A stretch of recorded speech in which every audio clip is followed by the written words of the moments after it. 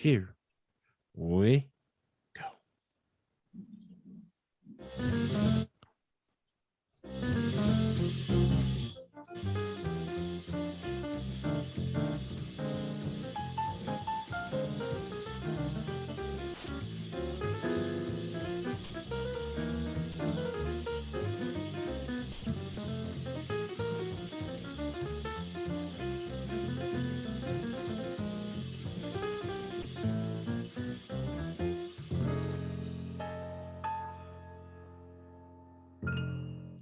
Welcome back to the Betting Lounge. I am your host, Tyler Flesh, joined by a few of my table of degenerates, Eric and Steve. We are going to talk a little F1 Mexico. It is going to be electric. Gentlemen, how are we doing today? All right. How are you? Good. I'm ready for this, man. It's kind of crazy. We were all in Austin 2 weeks ago to watch the Circuit of America's Grand Prix, and now here we are in Mexico with the crowd favorite. Let's talk a little bit about this before we actually talk bets and money. We went to the race, and a lot of Mexican fans were down there. A lot of Mexican flags for Checo. I can't even imagine what it's about to be like in Mexico right now, boys. Yeah. Dude, have you seen the videos of like people lined up on the streets and it's just nothing but like fucking cardboard cutouts of Checo, man. Like people are fucking psyched about it. Oh yeah, I saw the guy waving the Mexican flag and all the pride, and it's really cool to see, man. I'm really amped for this race. I see a lot of love for Verstappen out there too. Yeah, it's a lot of Red Bull. I think what Mercedes is going against right now is, hey, dude, you've been great for too long, and now we fucking hate you. I kind of feel like that is. Just to be clear, we're doing this podcast and hopefully it will probably be out before qualifiers. So I just want to state that right now. We have not had the Mexico qualifiers yet. We are still just doing this before. Boys, the points race is tight. Yeah, it is. I had the worst memory in the world. I mean, it's what, like a 7-point spread, 8-point spread now? So right now, Max Verstappen is at 287.5, and Lewis Hamilton is right behind him at 275.5. Yeah. So yeah. And in fourth, Sergio Perez, aka Checo, at 150 points even. He's at fourth, and Bottas is at 185. So it's close. It's a close race. Let's talk a little bit about this track before we get into our predictions and stuff. Big track. There's a fair amount of straightaways. Eric, how do you see this race playing out? Well, I'm glad you brought that up because honestly, I think more needs to be drawn to light besides just the layout of the track. I mean, and anyone who is a hardcore F1 fan, they already know this. I'll be honest, I'm still learning this as I go because I'm new to the sport this year, but I fucking absolutely love it. It's a high altitude circuit, thin air. It's going to favor some teams more than others, most notably Red Bull. And I'd really like to get Steve's take on this because Steve's been to Mexico City. He knows Mexico City. It's also a dusty track. Why? Like, is there a reason why that circuit is just dusty in Mexico City? Yeah, it's just the altitude is really high. Just like you said, I was looking into it, and yeah, it's like one of the highest. So like the cars that benefit a lot are Red Bull and Mercedes. Their cars are equipped for the altitude and the dusty and the wind, or not wind, the air. And I guess it's the altitude, dustiness. I'm not sure. Like it's like I think also pollution. Pollution's a big thing out there, you know. Yeah. So the pollution also has to deal with that. All the air is just, the quality is just not all the greatest. I mean, it's just a compact city with tons and tons of people and tons of cars and semis or 18-wheelers, all that stuff, you know. That would make sense. Yeah, it's a huge place. I've actually been there, and I didn't know that. I've been there twice, and I didn't know that because I went to 2 baseball games. They have a professional baseball stadium there. It's really, really nice. It looks, it's not the biggest league out there, but it's very nice. It's compared to that Round Rock or Tin Caps Flush, like really nice stadium. I like that. Yeah, really nice. And it's inside the track. I didn't even know that. I didn't even know I passed over when you walk to it, you cross one of you cross the track. So it's really Yeah. I didn't even know that. Now, I know from other sports, I did know about the altitude because when, especially U.S. men's soccer, wah, wah, wah, when we go to play Mexico in Mexico City, it's rough. It's the players talk about it all the time.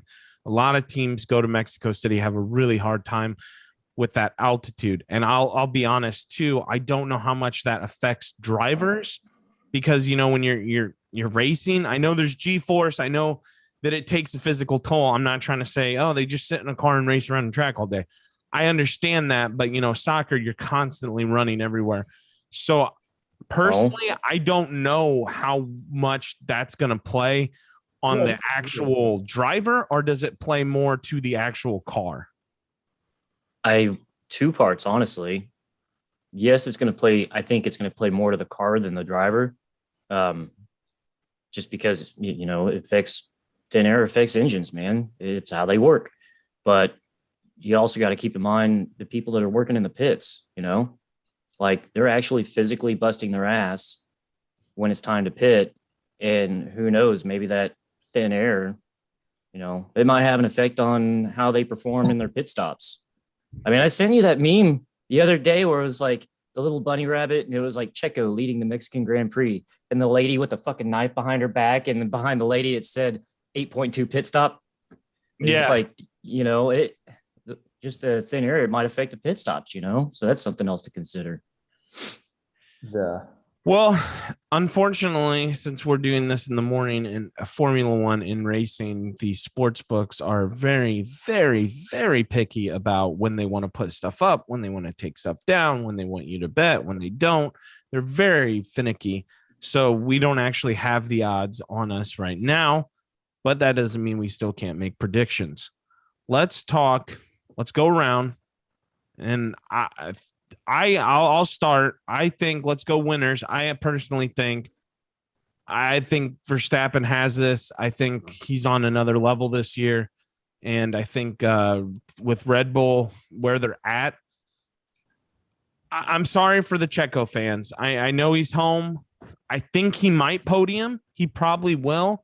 I think that boost is going to help Red Bull more, though, because it's going to allow Checo to stay in the top 3 and hopefully, fingers crossed, top 2 and hold off Lewis Hamilton. So that's my prediction for the race. If anything, I would go, I know this is a little crazy, but I'm going to go Verstappen 1, Checo 2, Hamilton 3. I think I'm unfortunately I'm going to have to disagree with you a little bit there. That's fine. I think we're probably going to see the same as we saw at Coda. I think we're going to see Max, Lewis, Checo. I certainly think Checo's going to podium. But remember, Checo didn't have water. Good point. I forgot about that. That is a very good point, dude. That motherfucker looked like he was just about to fall apart when he got out of that car. Yeah, man. I don't know if you guys have watched free practice yesterday though, and I think with that new car setup, Checo's just looking good, and he's got that fucking spunk in him because he's in his home country. I mean, he's the home hero. Like that's going to play a role in it too, I think. But I mean, so far, and granted, okay, I'll preface it by saying this: first 2 free practice sessions, you really can't take too much away from that because it's not really indicative of what you're going to see on race day. But still, with that being said, he was looking really good in free practice sessions yesterday. So what I love, okay, and this, I think this is going to segue into another really good argument, right? I would love. Yes, Max is my guy. I would love to see Red Bull pull off a 1-2 with Checo winning the race and Max second place, right? I would love to see that. Do we think that's going to happen? Because Max is in the race for world championship title. Christian Horner, if it comes down to that, man, Horner's going to tell Checo, like, hey, you need to let Max by. Yeah. And they interviewed Checo recently. They said, what would you do? Would you the Mexican press conference they interviewed him on Wednesday. They say, would you be first? They gave him that scenario and he didn't say yes. He just said, I'm here for the team. So he would. go second. Well, and Horner's been dodging that fucking question all week too. He doesn't want to we know what he's thinking, but he doesn't want to admit it, you know? Yeah, exactly. And Checo himself said, like, I'm here for the team. So that's exactly what he said. So it's crazy. Well, we'll get more into that. But Steve, what do you think is going to happen? What are your predictions for the race? Man, I don't know. So I'm leaning towards, like, it's just hard to say. I like Tyler's because I can go that way. I think Eric's is also good too because Hamilton's dominated that track, hasn't he? The last few years. So I'm gonna be. Oh, look, I love Verstappen and Checo and Red Bull. I'm gonna be the third one for fun. I think Hamilton first. I know I'm pissed off saying that, but no, it's fine. Hey, look, sometimes on this podcast we'll preface it by saying we bet with our hearts, but Steve's definitely thinking with his head on this one. Yeah, there's nothing wrong with that. Hamilton first, second is Verstappen, and third Checo. I think Checo can get first if those two wreck or if a car goes down, you know. Honestly, too, we're taking a huge gamble because qualifiers haven't even happened yet. Yeah. A lot can change where they end up, where they place. But you also don't. Let's talk about this real quick, though. And no one's talking about this. Bottas has a new engine. True. So does this play a factor? Is he the spoiler? Does he play spoiler to Checo's podium day? That's another guy too, man. I don't know. I think Valtteri is one of those drivers where it's like you tell him to put down a fastest lap, he can do it without question. Like every time, he's really good at putting down fastest lap. I don't think he's the best at keeping pace throughout the entire race, though. And I think he's one of those drivers where sometimes he's hot and it's just like stay away from him because you're not going to catch him. And then other times it's just like, maybe I'll podium, maybe I won't. I just feel like though the engine really gives you a boost. That's why I'm leaning Max 1. Remember, Max took a huge gamble. He changed out his engine and in a slippery Russian race ended up from Sochi in second, which I think that's how Red Bull wins this whole thing. And I think Max is the champion. Well, and I think that's something that needs to be pointed out too. Yeah, Valtteri has a new engine, but so does Max. And the reason they chose Sochi is because historically they're not that good at Sochi. So they figured if we're going to take a grid penalty hit, we might as well fucking do it here where we're not that good historically. So and the rain really saved them. The rain fucking played hero. Yeah, it did. Let's talk a little more about what you were saying earlier and that I said we'd get back to. I'm with you guys, and I like how Steve added in because I did not hear about Checo's interview. I think look, when it comes down to it, he knows this place. He knows that Max is racing for the title and the championship, and this is the part of the racing where it actually is a team sport. So if he is somehow in first, and I mean, I'm talking, this is the only way it happens, right? If it's close first, right? Like if the gap between is like 4 or 5 seconds, I think in Max starts to catch him, they'll let him pass. But if it's a huge gap between first and second, and then it's a short gap between second and third, Checo could win the whole thing. You know, they're not gonna be like, hey, slow down, let's relinquish that 30-second lead and let Max in. They're not gonna do that. No, he's gonna have to be like within DRS range for them to give the team order. Like, hey, look, he's this close to you. We need you to let him by. We're also giving all this information out, and this is why it's so hard to bet this sport, because yes, everything that we could be saying will happen, or everything we're saying we could look like fucking idiots, because the point of racing and the wrecks and then the blown tires that could occur. I mean, what was it? Last year, F1 tweeted out that video on their stories today on Instagram where Red Bull was driving and both their front tires just blew off. Like, it's racing. I didn't see that. Yeah, I'll have to send it to you. Okay, but now with that being said, though, okay, first of all, you made the point. We're talking about this, but quali hasn't even happened yet. Well, when it comes to betting, once quali's happened, there's pretty much no fucking point because the odds shift so fucking far that there's Yeah. no value bet anymore, right? Yeah. And secondly,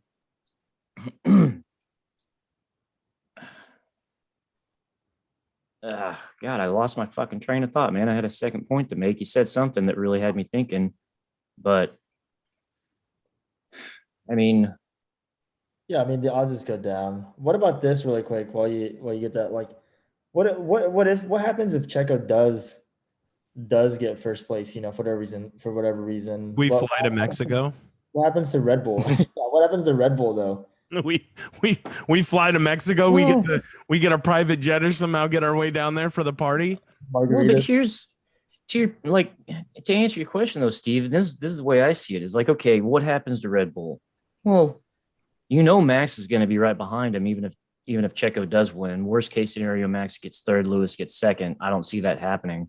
Right. So Red Bull's just going to get more constructor points than Mercedes. So that's good for them either way. But even from a perspective of the drivers' championship, as long as Max is still ahead of Lewis, yeah, it's probably going to close the point gap some, or maybe even bring it like neck and neck. But he's still going to end up getting more points than Lewis. So it's not like it's that fucking crucial. I mean, yes, it is crucial because every point matters at this stage in the season, but it's not like it's, dead in the water if that does happen, Right. I think,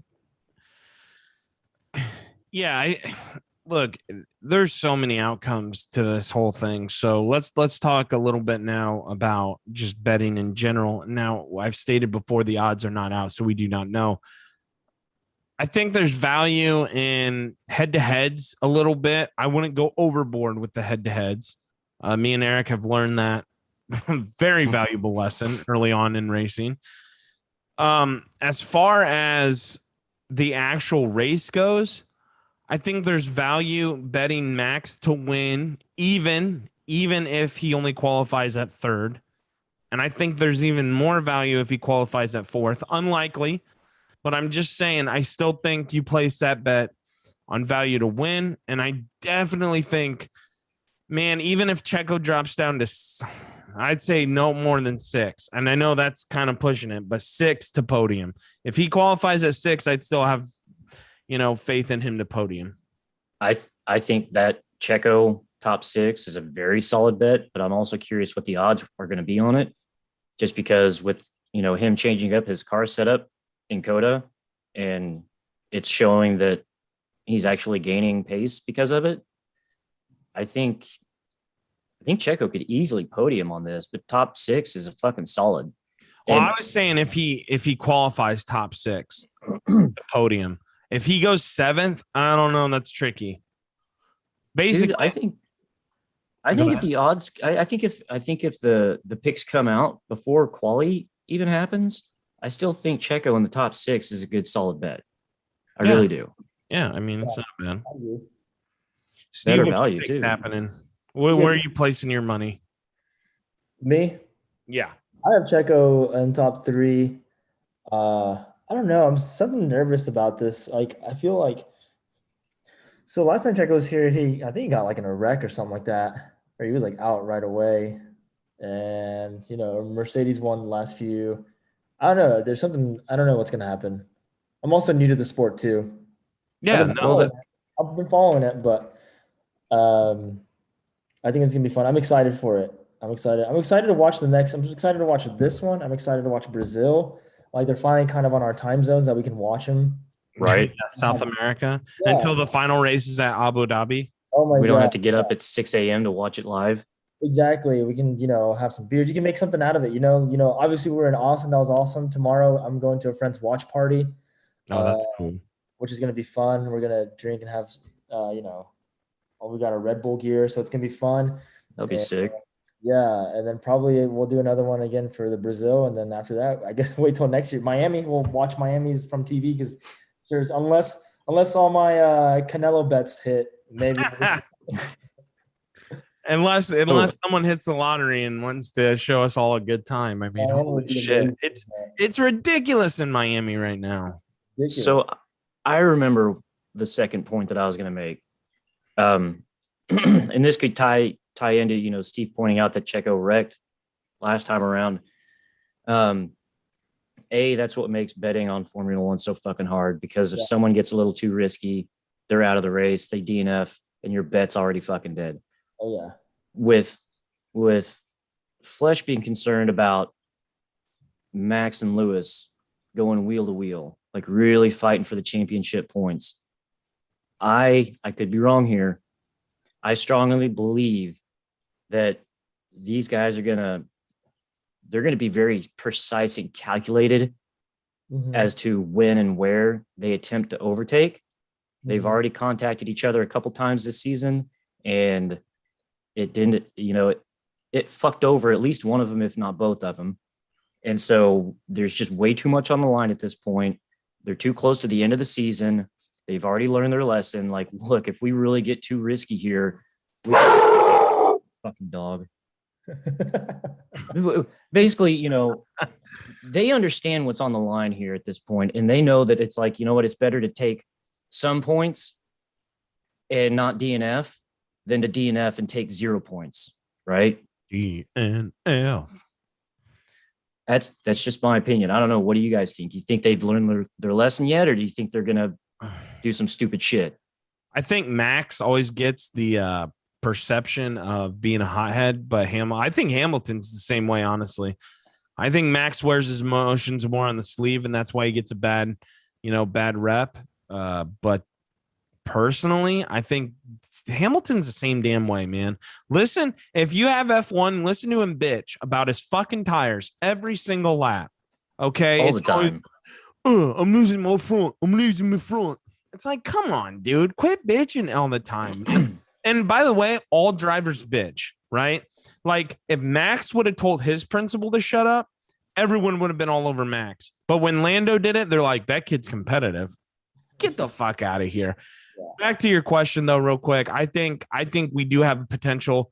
They are going to race hard. In Mexico, a couple of years ago, Hamilton did force Max off into the grass. Max lost a lot. I know that it's close, but man, I think when you're that high of a level of an athlete, and a competitor, I think it all goes out the window. Like, I know that sounds crazy, but they might just be like, fuck the points, or they go, you know what? If I lose, he loses too. We're losing together. You know, like, I'm going to push. Well, that didn't happen in Silverstone, though. I know. I'm just saying. Lewis got fucking ballsy, and guess what? He came out of it unscathed, and Max went into the wall at over 150 miles an hour. So it's not that clean and dry that you could just say, like, well, if I'm going out, you're going out with me, because that doesn't mean that it's going to happen. Yeah, no, I know, but I'm speaking to the mentality of the driver. No, I mean, you do have a very valid argument, though. I mean, yes, these guys are extremely fucking competitive. Hell, Max even said it. You know, I sent you the video of that conference that they're attending. I personally thought it was fucking hilarious because, you know, a reporter asked Max about their contact at Silverstone. Max straight up told the reporter, you know what? I'm sick and fucking tired of these questions. We've been getting them all week. If, you know, just shut the fuck up, move on. And then the reporter even turned to Lewis, and because you could see Lewis's eyes just kind of like get big when Max just like laid into the reporter, and, you know, Lewis is just like, oh shit. And then the reporter turns to Lewis and he's like, Lewis, do you have anything to comment about that? And he had his mask on, so you couldn't see his smile, but you could just tell in his eyes, Max just kind of, or Lewis kind of grins a little bit and just shakes his head like, no, Max pretty much put it exactly the way I was feeling. So, yeah, they're going to push each other. They're going to push each other really fucking hard. I don't think, like I said, I think they're going to be more precise and calculated about when and where they choose to overtake, though. All right. Well, that sounds good. Steve, do you have anything else to add? No, just super excited to watch. Qualifier starts, I think, in an hour. Oh, no. Yeah, 2 hours. Yeah. 3 hours. Central. Yeah. 2 hours. So I'm going to try to get this podcast up before then. Remember, it's already up live on YouTube as well. Thanks for watching. We'll catch you guys next week, man. Thanks, Eric and Steve, for joining me, and we'll let's just have a good Grand Prix. I mean, I think it's going to be fun. Sounds great. I can't wait. I'm excited. What a great day. All Fuck right. yeah, man. Always a Remember, pleasure. you can't bitch if you don't bet.